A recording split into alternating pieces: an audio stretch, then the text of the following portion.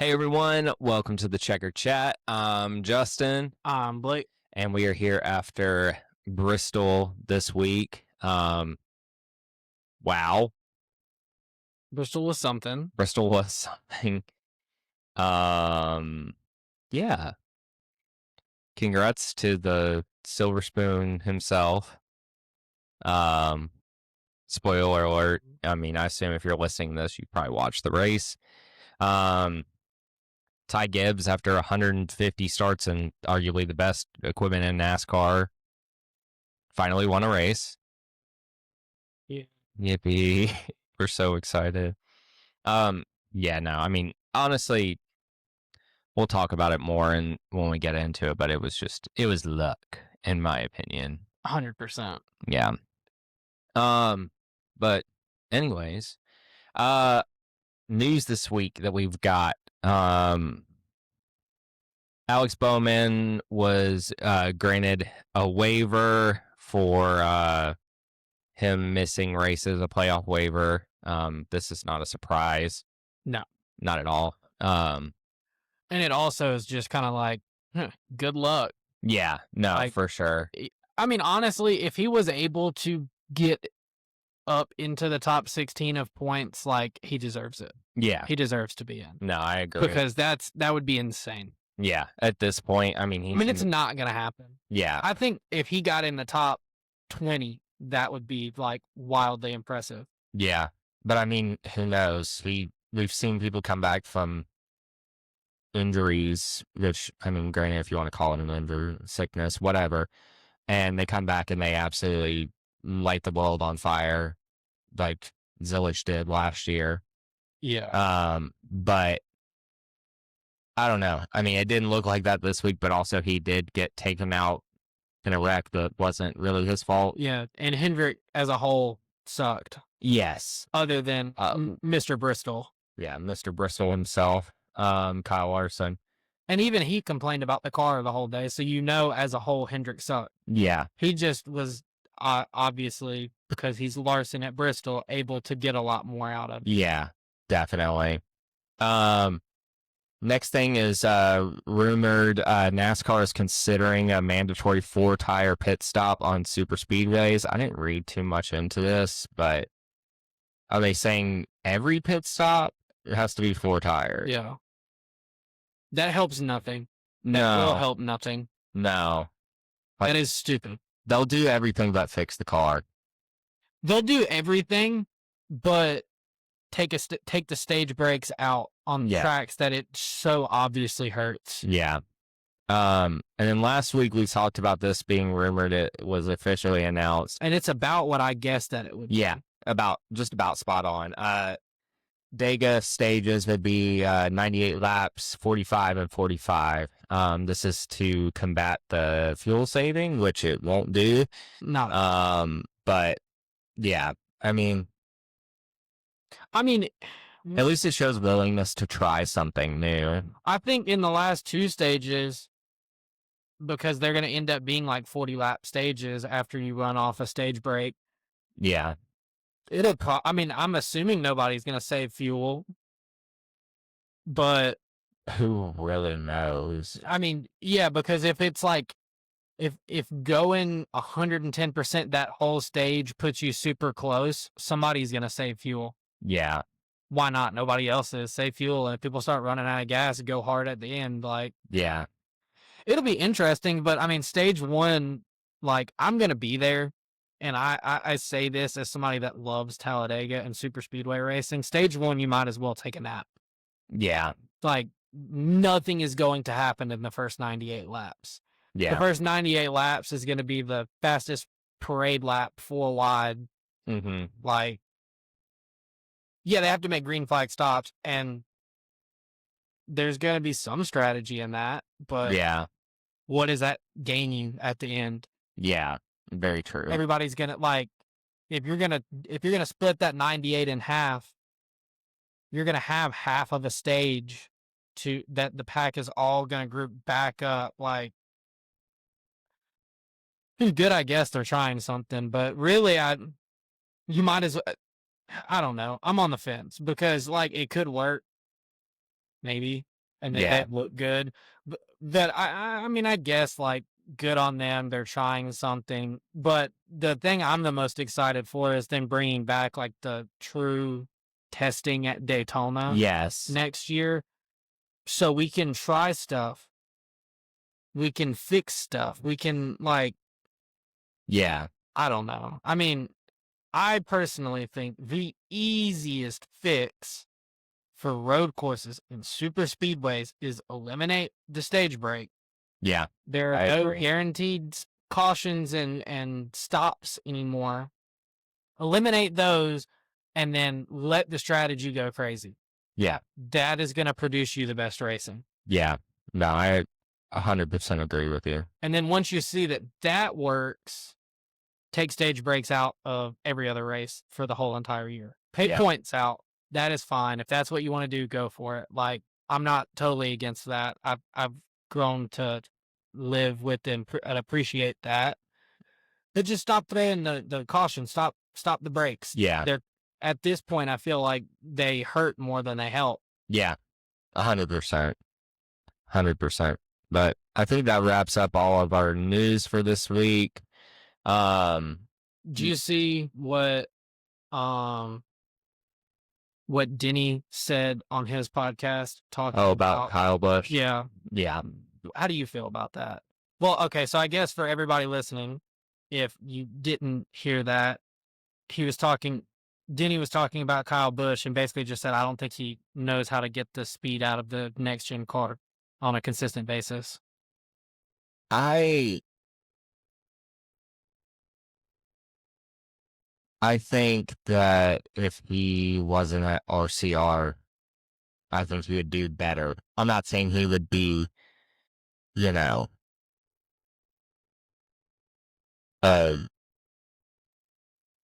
top 5 every single week, but I think he would be doing better. Yeah. I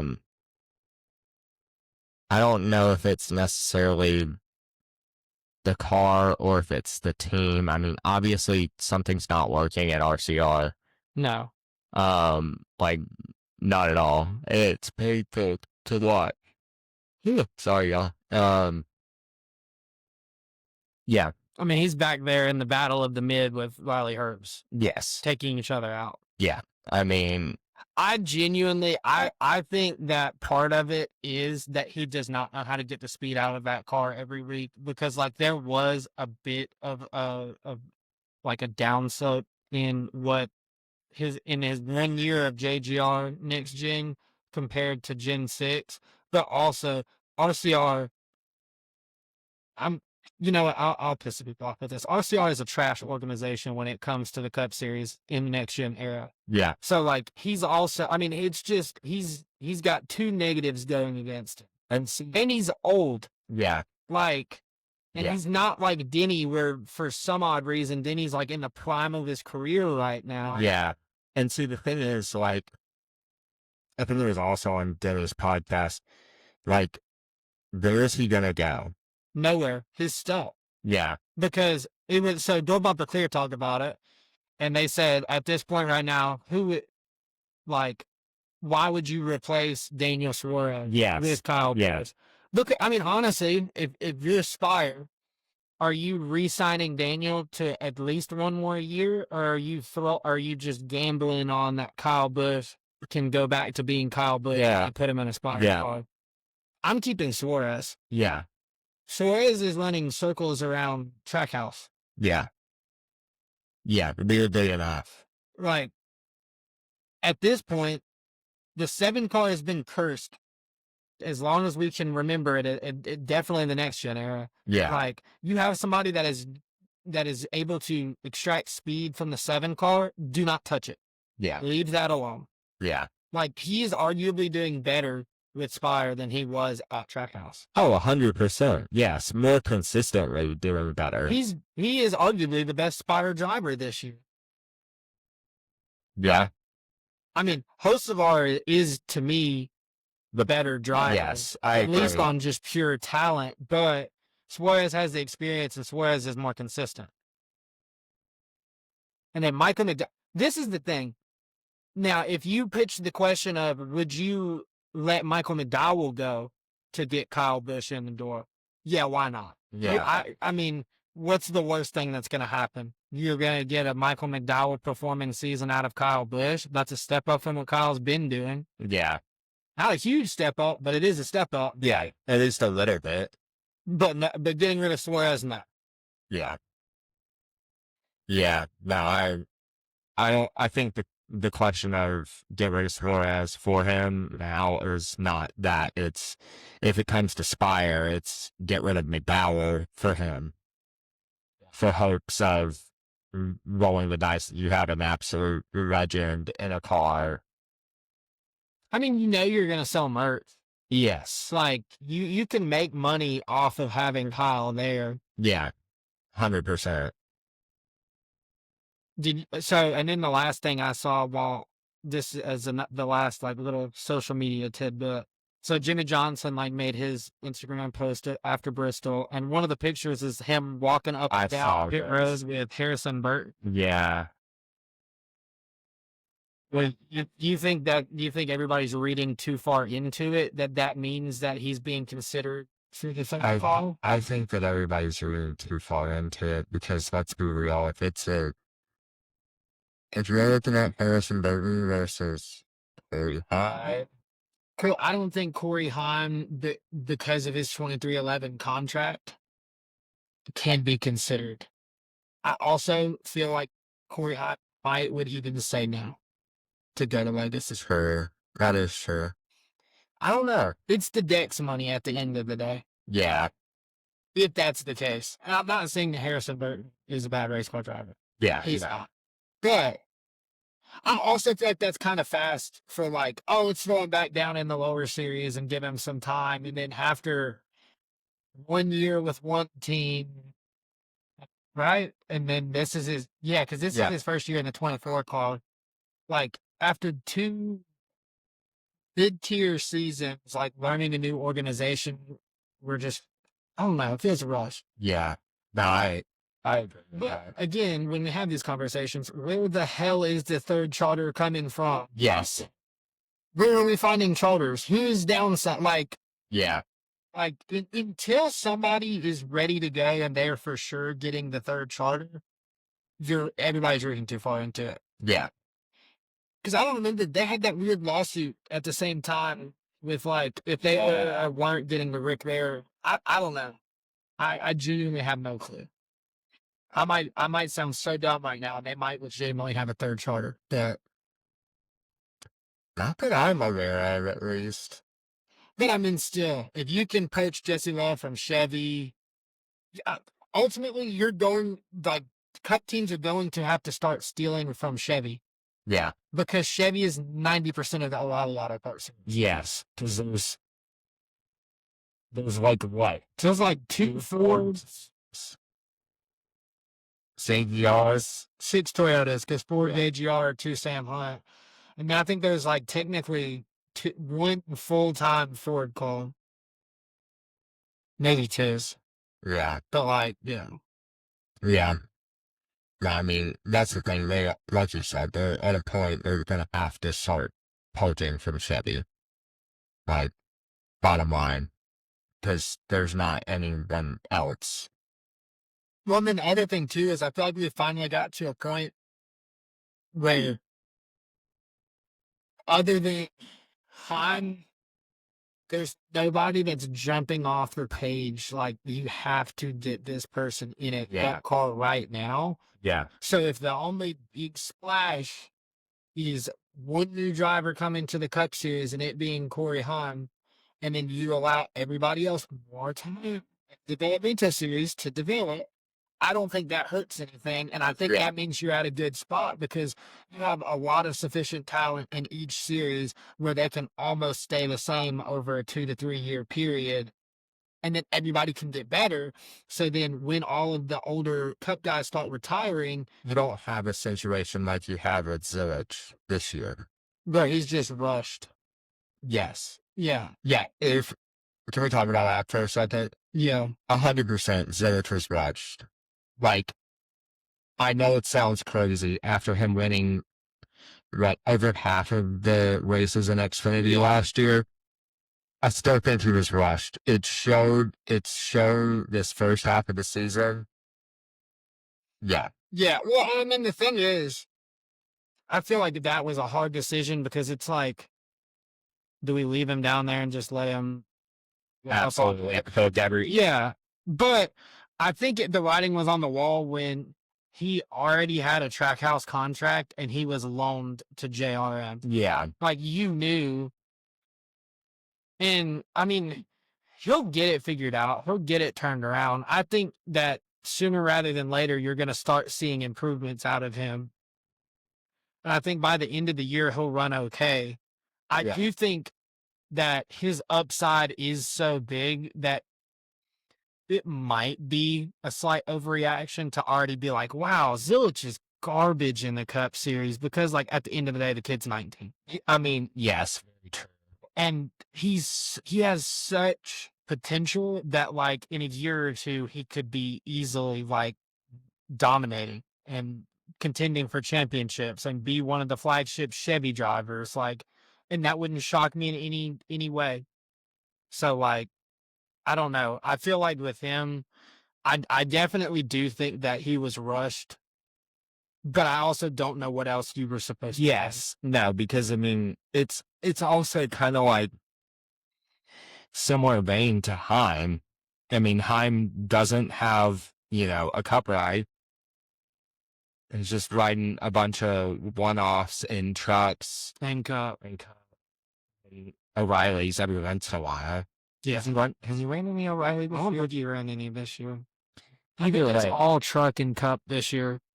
it's the thing. Bottom line, if he stayed in Cup, we would have another year of time in the Truck Series where nobody else wins but him, and your occasional Lane Riggs or the Like Chandler Smith. Yeah. And that. Yeah, like, I agree. But I also do think that if you were to have put, if the Rookie of the Year race was between Heim and Zilich, it would not be close at all. Yeah. I'm the dog walk Zilich. Yes. Because Heim gets into 2311 cars with a fraction of the experience that Riley Herbst does. Oh, And one run circles. Yeah. Now, I will say, Riley Herbst has ran a lot better as of lately. Like, Yeah. he's starting to figure stuff out because, like, Don't speak too soon. well, No, I'm not saying like, oh, he's gonna be like this next big. Yeah.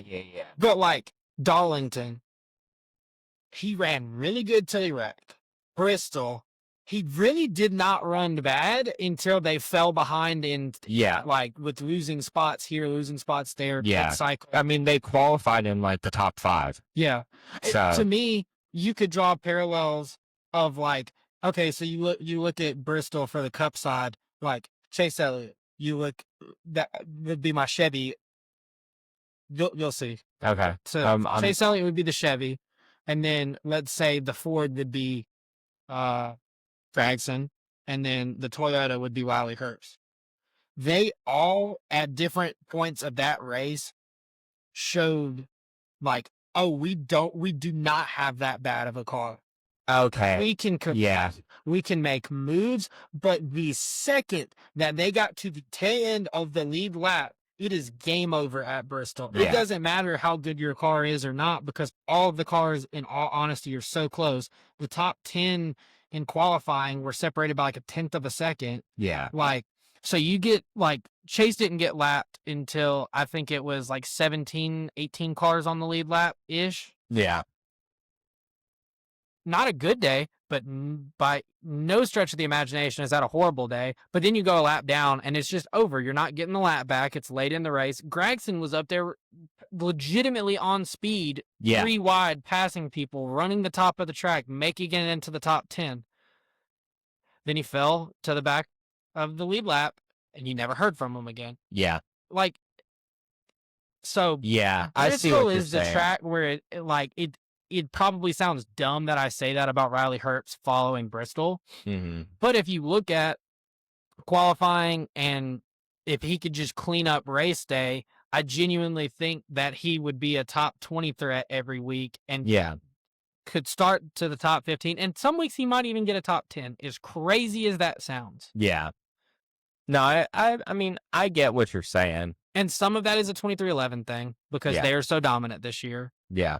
But I also think some of it is like Riley Herbst is learning and growing a little bit in the Cup Series. Yeah. So then this is a huge long tangent. I apologize. But then you go back to Trackhouse. Trackhouse is on a significant down year, and Zilich is a rookie.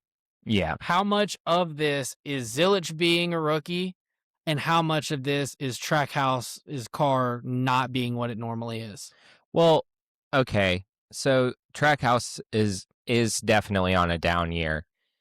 But I will say Ross has not ran absolutely that terrible for it to be a down year for them. He's hit or miss on weeks. Yeah. Like this week, he qualified, what, second or third? I think it was like third. I want to say Reddick was second. Okay. And then, like, how long did it take him to just get passed by everybody? Yeah. I Like, mean, that's true. But I mean, there, like, he is so iffy week to week. Yeah.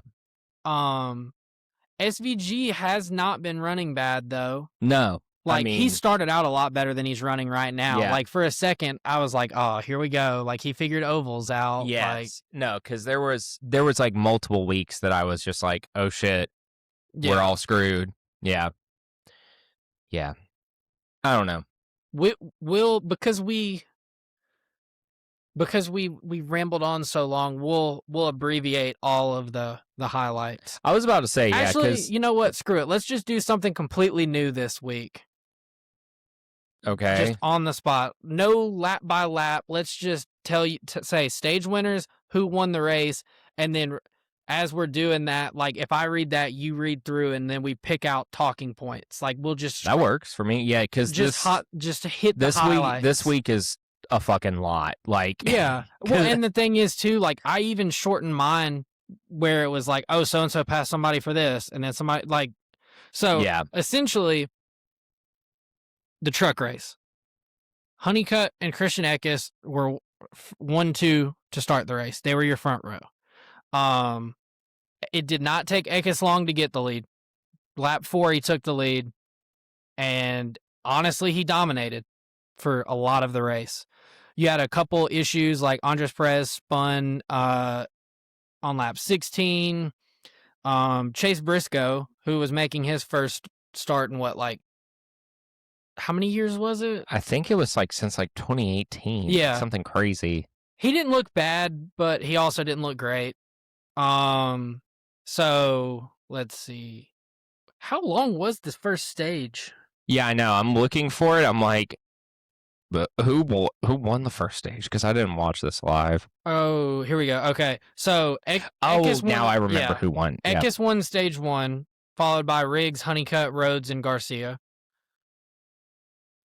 That'll change a lot by the end of this. Yeah. I mean, you had pit strategy, so like lap 71, Hocevar, Chastain, Kyle Busch, Corey Heim, Ty Majeski, Christopher Bell, Stuart Friesen, Grant Enfinger, Tyler Ankrum, Ricky Stenhouse, Corey LaJoie.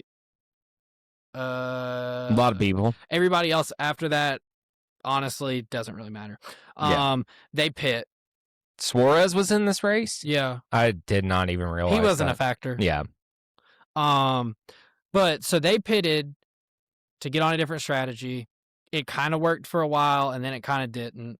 Frankie Muniz wrecked, and I thought it was funny because it's like their new like spin-off like reunion. Yes. And it was like life's still rough or unfair Yeah, or something like hard or that. something, Yeah, and then yeah. it just gets destroyed. Like, Yeah, I hated that he wrecked that truck because him running that scheme was just hilarious to me. Like, just it was also the irony of like life's still unfair or hard or whatever, and then the truck gets junked. I would love to see Frankie Muniz just do really good one time, like just once. Yeah, I also would be interested because I feel like it's hard to say like is he good or is he bad because let's face it, that truck is not great. Yeah. If you just for one race put him in like one of the top trucks just to see. One race, Tricon. Get Frankie Muniz to try. Yeah. Come on, y'all got Tony Breidinger to sign for a whole season. Oh, Like, Lord. just give him one race. He would outdo Tony Breidinger. Oh, yeah. I mean, 100%. I mean, I'm a Tony fan, and yeah. Yeah. Oh, one news thing, because we're on trucks, and I just thought about it. Parker Kligerman is going to run Texas. Oh, in yeah, the for the Ram truck. truck, yeah. The Ram truck this week was hold on. Why am I forgetting this guy's name? It was,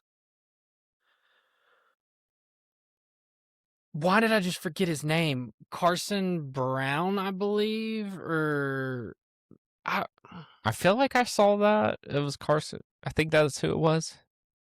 let me go look. This is going to get edited. Yeah. Because I'm about to sound like an absolute moron. Is that his name? Yeah, well, okay, so talking about Kligerman, that puts... Carson Ferguson. Okay, yeah. Which was the Ram race for the seat guy who finished second, did ultimately get a Martinsville deal out of it, but they already went ahead and brought him to Bristol.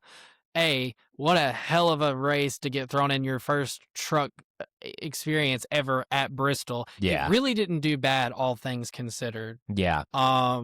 I would not be mad if he got a ride next year. Like, now that Dye is not in the question anymore, and he would be better than LaJoie. Yeah. Like, in the long run for the team. Yeah. Kligerman running at Texas, that has a real shot, I think, of putting Ram in victory lane. I was about to say, I think that is a decent bullet in the chamber for win one for Ram. Yeah. This time around. Either, I say, if they put him in anymore, put him in the truck. At a super speedway? I was about to say the Roval, but it's not happening this year. Yeah. Damn it. I forgot about that. Anyways. Put him in a super speedway. Yeah, no. I mean, super speedway, I mean, the dude's good. That's the thing. Like, I wish that Kligerman was still running every week. Yeah. Like, he's a great commentator, great announcer, everything. But, my God, I miss him being in every week. Yeah. Because he was very consistent. Yeah. I mean, and also, like, great dude. Super cool guy. Like, funny, you know.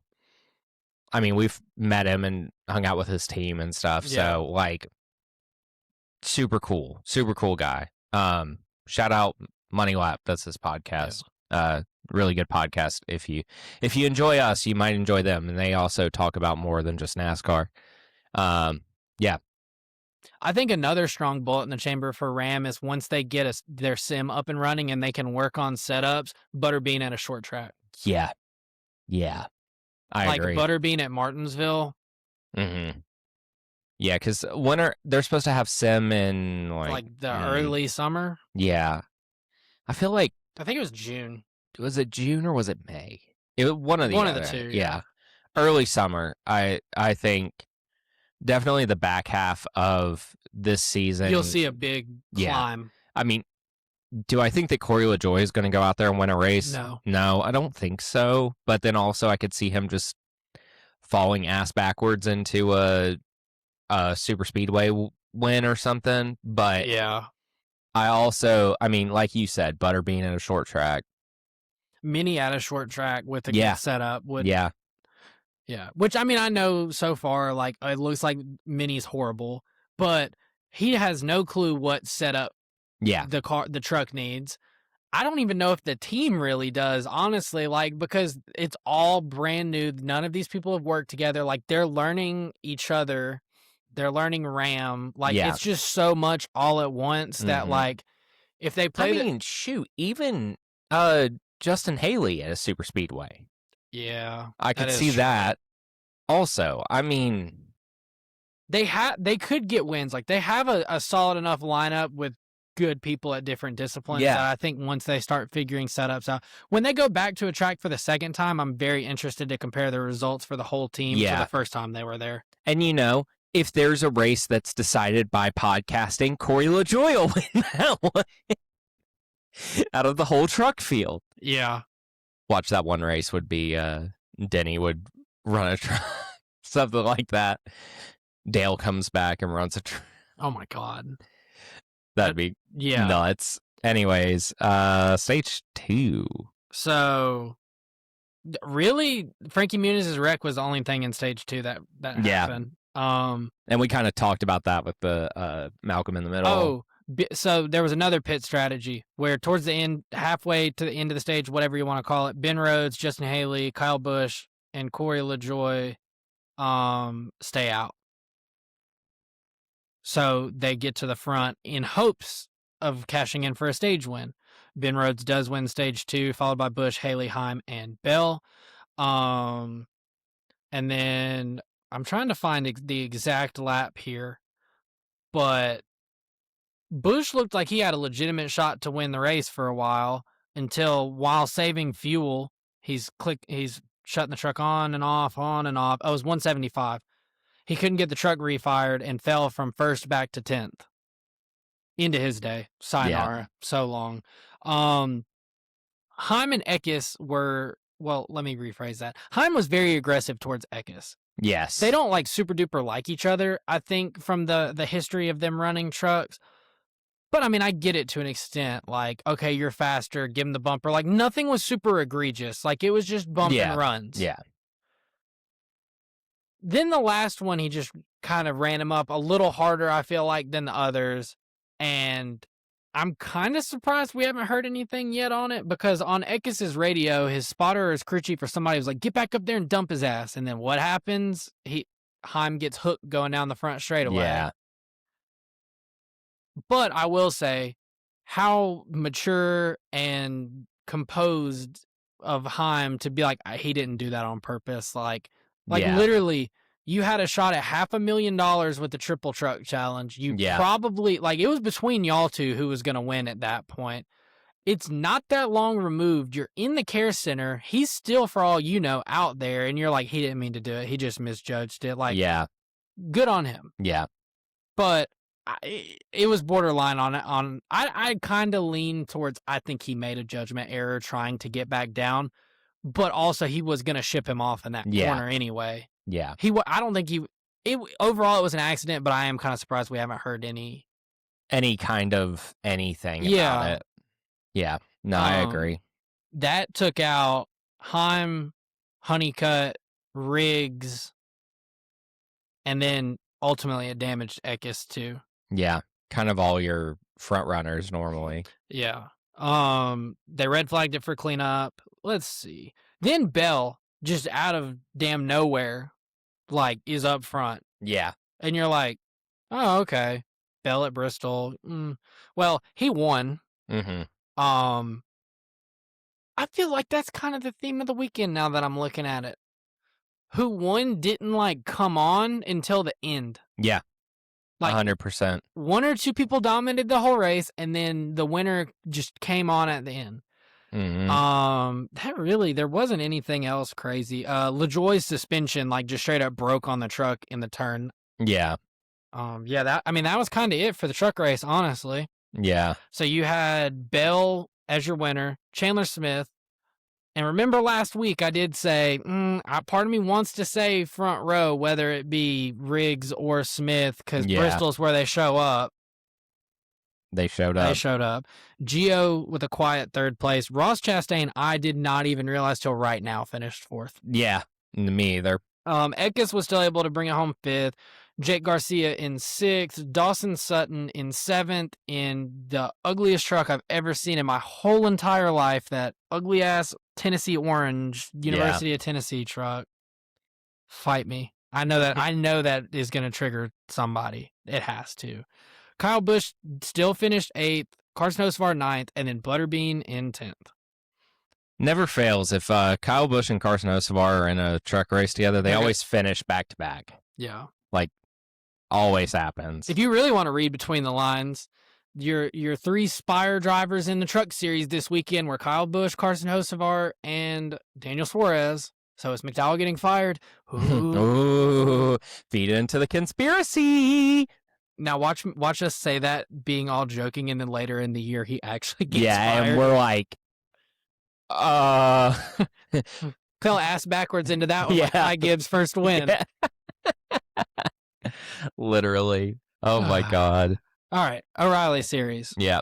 So Swalich got the pole, first career pole after winning his first career race last week. Sheldon Creed also started on the front row, and they couldn't even make it one lap without wrecking. Mason Maggio spun on the backstretch from 31st. Ooh, yeah. Welcome to the O'Reilly series. Yeah. So it took until lap 29 for Kyle Larson to get the lead. That, like, hold on. He started like 8th. I was about to say, okay, no, wait, yeah, no, he started 3rd. Oh, I thought he started where? Oh, it was Cup. He started 8th. Yeah, no, he started 3rd. That feels like for O'Reilly's and him. Yeah, feels like a really long time. Oh, but don't worry, he led pretty much the whole race. Yes, after. no, 100%. I mean, are we surprised? So this was Larson's 6th straight O'Reilly start at Bristol, where he has led. And in 4 of the last starts, he has led at least 180 laps of the race. Like the last 4 in a row, at least 180. Yeah. Your best of the rest was kind of Creed for a while. Yeah. By lap 61, Larson's lapped up to 21st, and there is a 5.5 second lead over Sheldon Creed. So, wild, crazy. There's a caution that comes out, and people stay out. Ryan Sieg, Anthony Alfredo, and Jeremy Clement stay out. Ultimately, did not matter. Larson still wins the stage, but Yeah. Ryan Sieg was able to hold on for a good stage finish. So stage 1, Larson won. Creed was 2nd, Ryan Sieg was 3rd, Allgaier was 4th, and Brandon Jones was 5th. That was Larson's 20th career stage win in the O'Reilly series, which honestly I thought he had more than that. Yeah. Larson cleared for the lead like pretty quickly and was then never to be heard from again in stage 2. I'm trying to find, like, by lap 155, he already had a 3.5 second lead over Creed. Then he won, yeah. Okay, so the big thing I was looking for was in stage 3. So Larson won stage 2, again, followed by Creed, Allgaier. This time, Zilich was up there and Brent Cruz was up there. Lap 173, under the caution, Logan Bearden, who I honestly am not sure why or what was going on. But he came down pit road to make a driver change. And of course, Brad Perez was there. Yeah. I mean, they said he works on the cars and brings a suit and a helmet with him everywhere. Because if anybody ever gets out of the car, he's usually like The guy. Pick one to go throw him in the car. Yeah. Lap 195, Mason Maggio blows a motor on the backstretch and then literally smokes the whole entire track out. Yeah. Makes it to the garage. The car explodes into a fireball. And then there's one fan. Oh, yes. He's just like gets trucked by the safety crew guy with the fire extinguisher. I'm like, dog, you didn't feel the heat? Yeah. And then he turns around and he's just all up in the way, like trying to video it, which cool. If I'm right there, you best believe I'm getting a video of it. Mm-hmm. But there's a way to go about that where you're not in the way of safety crews trying to get to the literal car. 100%. Like, I know. Get your video, but let them put the fire out. Move back. Yeah. Like, you can get, there's crazy zoom on iPhones now if you really want it to look like you're that close. That ended up having red flag for cleanup because all the fluid on the track. And then we'd got to the point where on the restarts, whoever was second gave up the front row to start behind the leader on the outside, and pretty much every time they followed right along and we're 1-2. By lap 207, Zilich has now made it up to 3rd. Lap 222, Larson has a 1 second lead over Allgaier, who is being closely challenged by Zilich. 224, Zilich is now past him. At this point in the race, Larson's now led over 200 laps in the race, making it his third straight O'Reilly's race at Bristol, leading over 200 laps. And then this also, I forget the lap, but at this point of the race, Junior Motorsports have had 217 laps, which is their most ever at Bristol. Because normally Larson goes down and dominates in a Hendrick. Yeah. Xfinity car. He was in a junior car this time. Lap 263, Brent Cruz has made it up to third. So 1, 2, 3 is Larson, Zillage, Cruz. There's a caution for Jesse Love spinning the lap down call of Dre Gaulding on lap 270. Lap 273, all the lead lap calls except for Zillage, Cruz, and Day, who are running second, fourth, and sixth pit. Larson wins your race off pit road. So Zillage and Day lead the field to green because Cruz again chose the outside lane. So Zillage and Cruz made it away 1-2, and then Larson was already up to third on the backstretch. Cruz was able. Well, no, hold on, I'm jumping the gun. On this time, Cruz got into the wall. Zillage pulled away. Your 1 through 3 was Zillage, Cruz, Larson. Then there's another wreck. Alfredo spun, hit the inside wall. Honestly, felt like kind of a reach of a caution in a way, but I got it too because it did look like the rear of the car was kind of broken. Yeah. He could have made it down pit road, but I also feel like it was a borderline, and we're at the end of the race. They're like, nah, why not? Yeah. Zillage and Larson lead the field to green on lap 290 because Cruz chose the outside again. Larson and Zillage are racing side by side for the lead before Zillage is able to clear on the backstretch, and then Cruz gets a big run off of 4 to challenge for the lead. Lap 291, Zillage and Cruz are still battling side by side, but Cruz is able to clear for the lead off lap 4. And at this point in the race, because with my work schedule, I record all of these races and then I watch them late at night. I'm halfway asleep, watching it, and Cruz goes for it up high, and I just immediately the memes popped up out of bed and locked in, and I was like, oh my god, Brent Cruz is gonna win. Yeah. And I really wanted him to. He did not. Yeah. He got loose off of turn 2 on lap 294, brushed the wall, which allowed Zillage to then retake the lead. And then Larson got around him for second. And he kind of was still he was still able to hit, while hitting the wall, brushing the wall, whatever, maintain pretty decent pace and not fall all the way back. But at the end of the day, Zillage made the call, or Rodney Childers made the call, I should say, to stay out, and that won him the race. Yep. Allgaier won the Dash for Cash bonus, which I think they said that that's his 8th time winning it, so he's won $800,000 off the Dash for Cash. Wild. So your Dash for Cash drivers for Kansas will be Allgaier, Quapful, Cruz, and Creed. Your top 10 were Zillage, Larson, Cruz, Allgaier, Quapful, Sheldon Creed, Swalich, Day, Retzloff, and Taylor Gray. Parker Retzloff is the quietest, consistent back half of the top 10 driver in the series right now, I feel like. Definitely. Corey Day got another top 10 to extend his streak. Yeah. You have, let's see, you have 4 Junior Motorsports cars in the top 5. Yeah. Where the hell is Sammy Smith?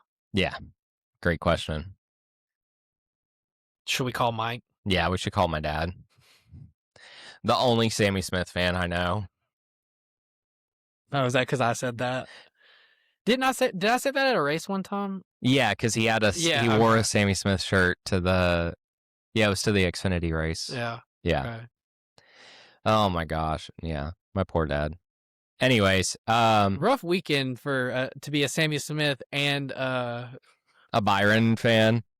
Well, or Chastain. Yeah, true. Chastain. Honestly, either way, if those are 1A and 1B or 1 and 2, horrible Cup weekend too. Yeah. So sorry about that, Mr. Mike. Mr. Mike. He's gonna slap you in the face for calling him that. That's Mike. Yeah. Big Mike. Big Mike. Big dog. Big dog. Anyways, if you haven't listened to the episode with my dad, go listen to it. Just ignore the 20-minute mark. The part where the mics just decided to stop. Just decided to, like, you could still hear everything, but it's like muffled echo. Yeah, it was so and it bad. like skipped time. Mm-hmm. I could not tell you what happened. I have no clue. I tried to fix it. We don't go back and listen to it. The only reason we caught that's because I wasn't on that week and I listened to it. So like, please, as someone who listens most weeks, if you hear something, let us know. Please let us know. Yeah. Don't let us just look like buffoons with this out in the ether and it just being all screwed up and everything. Yeah. But anyways, on to Cup. Blaney wins the pole. Blaney had the fastest car all weekend. Like, and also, like, okay. I cannot wait to talk about Blaney. He needs a new pit crew. Yes. Like, entirely. They suck. But also, I think it's a very true testament to how good of a driver he is right now, is even with a terrible, terrible pit crew. Literally the statistical worst pit crew in the Cup Series that has lost him 88 spots on pit road. Yes. He's still second in the points. Yes. He is the best driver in the Cup Series. Yeah. Tyler Reddick fans can fight me.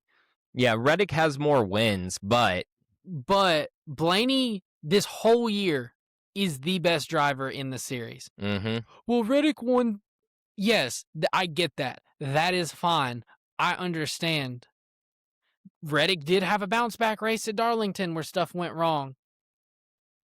Every time he comes down pit road, he doesn't lose spots. Yeah. If he has the lead, he can pit and maintain the lead. He might lose one spot and come out second and regain it. Blaney legitimately loses like 6 to 8 spots, it feels like, every time he comes down pit road.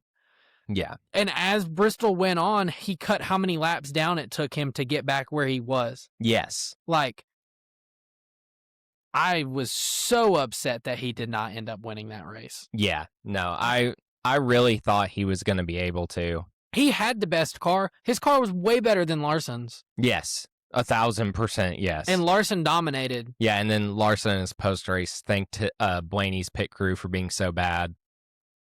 Like, can you blame him? No, I can't at all, but, you know. Anyways. If his pit crew wasn't that bad, Blaney would have been the one that dominated the whole race. Yes, 100%, yeah. Yeah, I think we've gotten to the point where Blaney doesn't have a mustache has Ryan Blaney. Yeah. What a sweet mustache. Yes. Though. Is that what's giving him all the power? Who knows? Probably. That and his new llama. What is it? Cusco? I think so. That was Emperor's New Groove. Yeah. Okay, Cusco. Yeah. So stage 1 basically is Blaney and Larson. Yeah. I mean, you don't ever really hear about the winner till later on. Lap 62, you have a caution for Brad Kay spinning in turn 2 after contact with Ricky Stenhouse. Ricky dumped him. Yeah, 100%. Because he came on the radio and he was like, "Tell TJ he's got a car on his inside," like talking about Brad's spotter. Yeah. Stage 1 goes to Larson. Shocker. Surprise, surprise. Crazy. Where are we? Reese. Okay. Before we leave stage 1. So Josh Berry and Chase Elliott make the interesting strategy call. Yeah. Why on God's green earth did Chase Elliott pick the inside? Yeah. Literally, if you picked the outside, you would have hung on to your track position like Josh Berry. That was literally the only difference in the two. Yeah. If you picked the outside and hung on to your track position, that looks a little better. He rebounded from it at one point. Ended up not really mattering. But damn. Yeah. Like another, what should have been pretty solid call by Allen. And then he just goes right back where he was anyway. And I was like, what was the point of staying out if that's what we were going to do, guys? Literally. So lap 125, Larson wins stage 1. Yay. Next stage on the restart, Larson leads from the outside, Hamlin on the inside. Larson clears by turn 2. Denny slots in second, and Briscoe clears. Sorry. Denny slots into second before Briscoe looks outside and clears for second off of turn 4. Sorry, I cannot talk today, apparently. Lap 144, we have a caution for Christopher Bell breaking a toe link after brushing the turn 4 wall. And I mean brushing. Yeah, like barely. Like, I have grown to appreciate the strength and the toughness of these cars. You can get in a crazy accident and still finish the race. Why still can you just kiss the outside wall and you're done? Yeah. Like, that is insane to me. Yeah. That we are on the 4th year of this car, all of the time, money, and effort into R&D for this car, and the toe links are still made out of toothpicks. Yeah. I mean, I don't care, honestly. Like, thank God somebody like Bell was able to go back and keep Byron company, but like, it's just ridiculous. Yeah. Because, like, and then you saw, like, Bowman's wreck. Mm-hmm. In what world should basically all 4 corners, all 4 toe links be broke on Bowman's car from that wreck? Yeah. Yeah. It's kind of ridiculous. Yeah. But again, the flip side is you can absolutely, like, run straight into somebody and then, like, go down pit road and, like, bend it back, like, cut something. Like, you're probably fine. But toe links. Yeah. Like, come on. Why are the toe links made of glass? You know, Glass toothpicks. So speaking of Bowman's wreck, lap 160, caution for SVG spinning in turn 3 from 30th, collects John Hunter Nemechek, Bowman, and then Todd Gillen comes to a complete stop to avoid the accident. About the only thing you can do at Bristol sometimes. Literally, yeah. And then pray to God you don't get ran over. Yeah. And then on the restart, you have Larson on the outside and Barry on the inside. And then you had Briscoe up in the mix there towards the end of that stage. Larson wins stage 2, followed by Ryan Blaney, Denny Hamlin, Carson Hocevar, and Chase Briscoe. This is the 3rd time Larson has swept both stages in the last 4 Bristol races. He went on to win the previous 2 times. So right now you're thinking, Larson's probably going to win. Well, you are thinking wrong. Yeah. So lap 255, all lead lap cars pit. Larson gets off pit road first, followed by Denny Hamlin and Briscoe. Blaney's pit crew, of course, Blaney's pit crews. Yeah, that was a statement that I just That made. was one of the statements of all time. Yeah, they're terrible. So yeah, He dropped from 2nd to 7th. Yeah. But at least they tightened the lug nut. Yes, very true.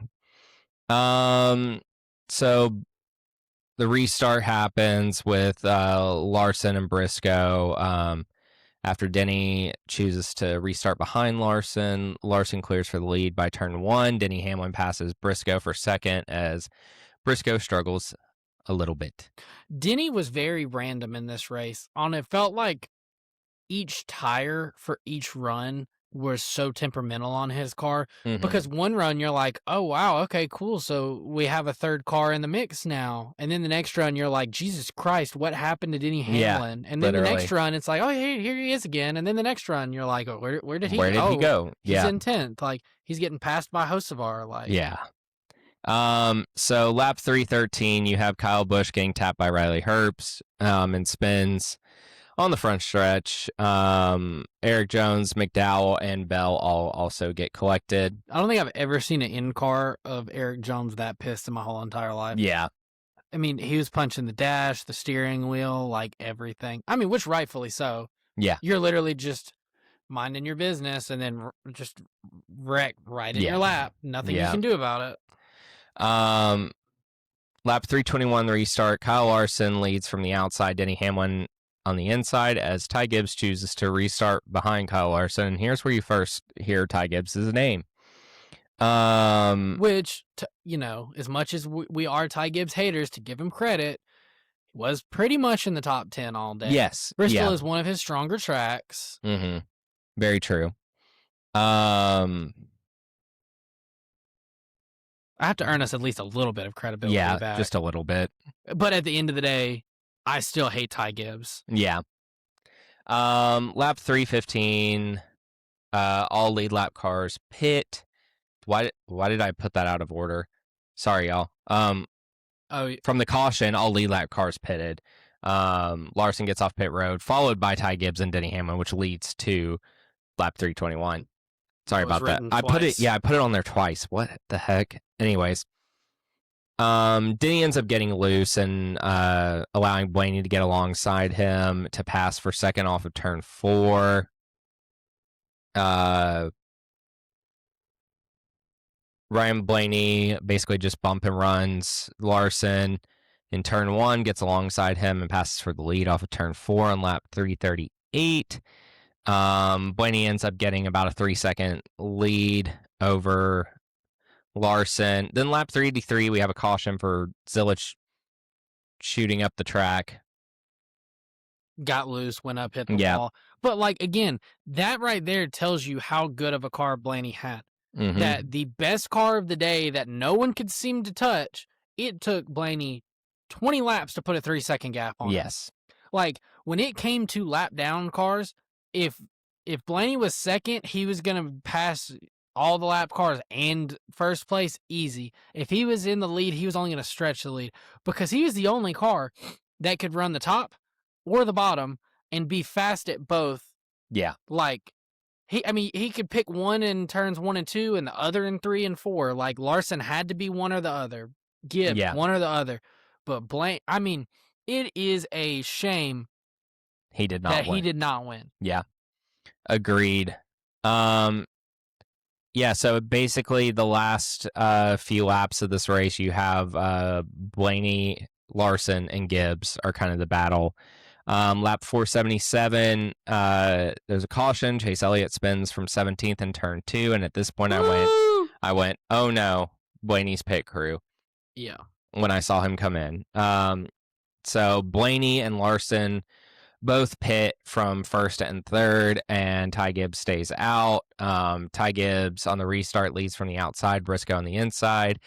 Gibbs clears for the lead in turn 1, and then Reddick surges on the outside lane up to second, and Briscoe drops to fourth. Yeah, at this point, I was like, Jesus Christ, where did Reddick come from? Yeah. Is this about to happen? Yeah, I had the same thought. Lap 498, KFB comes back and spins out Riley Herbst on the front stretch, bringing out the first overtime finish at Bristol since 2015. Which is honestly just does not sound real. Yeah. 11 years? That's crazy. Two races a year, 11 years. Mm-hmm. No overtime.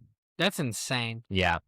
So, lap 504 on the restart. Ty Gibbs leads from the outside, Blaney on the inside. Ty Gibbs edges ahead and clears for the lead off of turn 2. Blaney comes back on the inside to challenge off of turn 4. And basically just wasn't able to pass Gibbs, which is crazy. On a 2-lap shootout at Bristol, good luck if you don't have the outside. True. Very true. And I can't believe I'm saying this, but Ty Gibbs wins the race by the closest margin of victory, 0.055 seconds, since April of 1991. I will say, Gibbs, I'm hoping, learns a lesson on how to run at the end of the race from 2 champions who didn't touch him. Yeah. Blaney was so much faster than him that I was kind of surprised that he didn't just throw it off in there. Yeah. And hope it stuck. And if he got into him a little bit, he got into him a little bit. Yeah. Nobody tried to bump and run on him. Anything like that. Yeah. And I promise you, promise you, and if you do not believe me, go back and watch some of Ty Gibbs' Xfinity wins, especially Martinsville, where he cleaned out his teammate. If he was not leading, somebody was getting spun, somebody was getting put in the wall, like something was going to happen. Yeah. I literally cannot be convinced otherwise. So I'm hoping that he learned the difference between running up front for a win at the end of the race in the Cup Series versus the O'Reilly Series. Yeah. So your top 10 was Ty Gibbs, Ryan Blaney, Kyle Larson, Tyler Reddick, Chase Briscoe, Todd Gilliland. What's Apollo there doing in Arlington, Texas? I mean, front row did not really run like bad. No, not at all. But he played a good strategy at the end, and then I kind of hated it for Gregson. Yeah. Because I was like, oh, that was one of Gregson's best tracks in the Xfinity Series. Mm-hmm. So, yeah. Joey Logano, Ryan Preece, Denny Hamlin, and Carson Hocevar. And then I see picking through at the bottom that green number 7. Yeah. In 12th. Yep. Again, Daniel Suarez should not be considered to be axed for Kyle Busch. No. Also, I don't like that Joey Logano and the 22 teams seem to be figuring out how to be a race team again. Yeah. But I will say, as good as the 12 car is week in and week out, it's a matter of time before they start picking up on stuff anyway. Yeah. Yeah, I agree. So that wraps up Bristol. On to Kansas. Which arguably one could make the argument. I will say that this is the second best track that we have next gen wise. Mm-hmm. We all know the first. It's Atlanta, and it's not close to me, but I have seen people say, and I get the argument, that Kansas is up there too. Yeah. I agree. I mean, all the races there have been very entertaining. Yeah.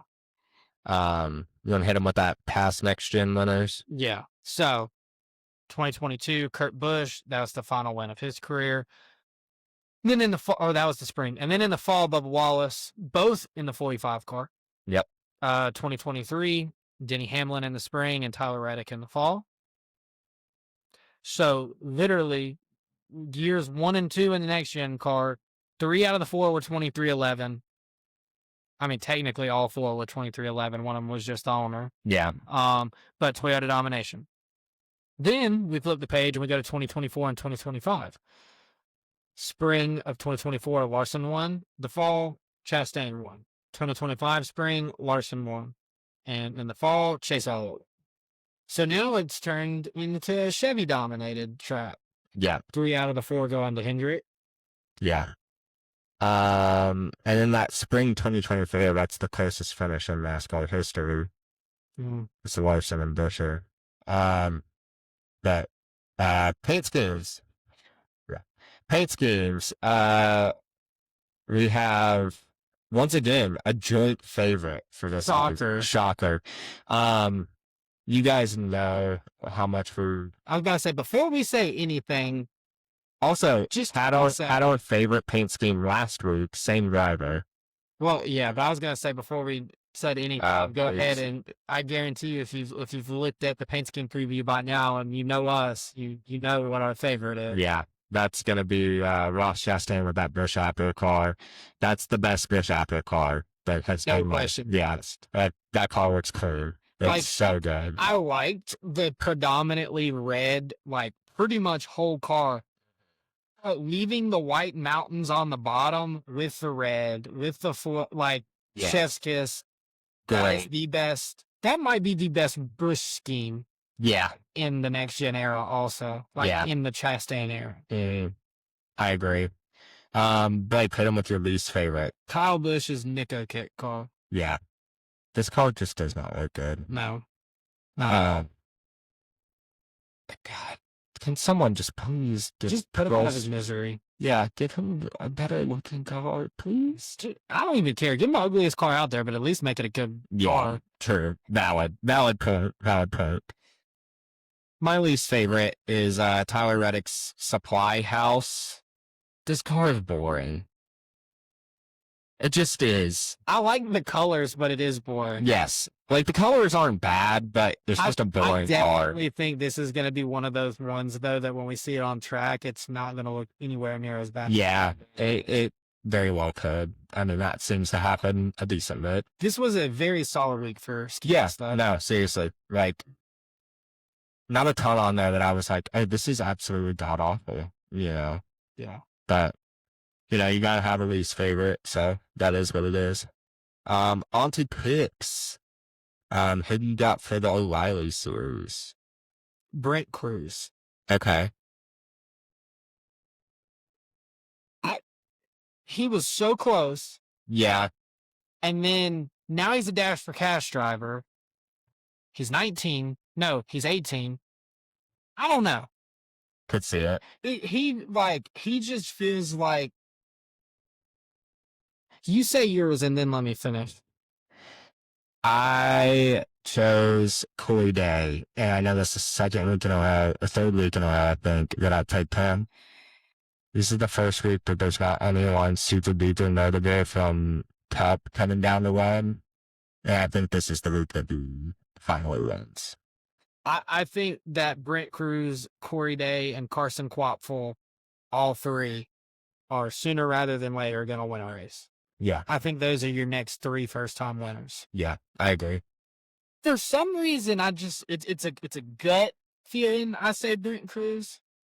But I also wouldn't be shocked with Corey Day because he ran very good at Vegas. Yeah, I don't know. I think it'd be interesting. yeah, I agree. Definitely. Who you got for Cup? Christopher Bell. Okay, Boo, tomato, please don't win, but Christopher Bell. valid pick. So if you go back and look at yes, the last 4 years are Chevy dominated. Toyota should have won last fall. Yeah, If they didn't just have a full-on anarchy, everybody try to wreck everybody, Chase Elliott doesn't win. yeah, Wow, crazy. Like I said, not a Chase sexual. I am one of the good ones. I can admit stuff like this. mm-hmm. But Bell being this deep into the season, 8 races in, and not having a win is insane. Yeah, Like, that is happening sooner rather than later. yeah, It is not going to happen at Talladega. yeah. So, and like, he's up there at Kansas normally. Like, he's a good 1.5-mile guy. Like, it's a gut thing again. Yeah, I solely this week, I said, I need to make picks. And those are the first people that I just came to mind. And I was like, yep, we're rolling with it. Yeah. So I'm going with none other than Mr. Chris Buescher. Mr. Christopher Buescher. Mr. Christopher Buescher. We think that some guy named Christopher will win this race. I think Buescher is going to win it. RFK has looked pretty good this year. Yeah. And I could see him coming back and winning this one. Honestly, I would like to see what you think about this. So, do you feel like that if Brad Keselowski and the 6 car could figure out qualifying, that he would win a race?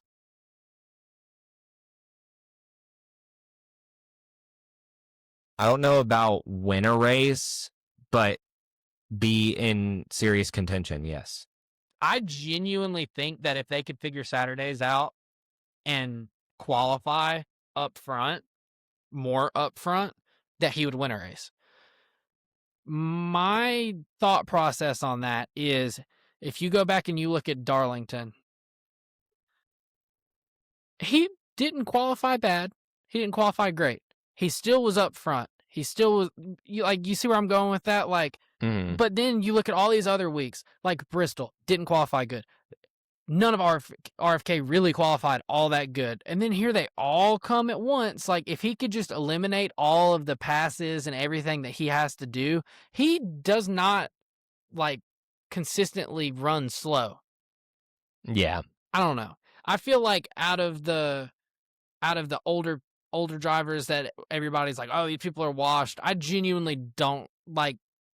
Is he washed compared to what he was? Yes, but I think that he could win a lot easier than Kyle Busch could win. Yeah. And I feel like, honestly, qualifying is what really holds the 6 car back. Yeah. No, I see that. I see what you're saying. But anything else for this week? No. I will be at Talladega. Mm-hmm. Justin will not. I will not be. So I'll be at work. Half of the Checker Chat will be at Talladega. Yeah, if you see me, come say what's up. I will have cards. Mm-hmm. We will honestly get there early because it's like my birthday trip.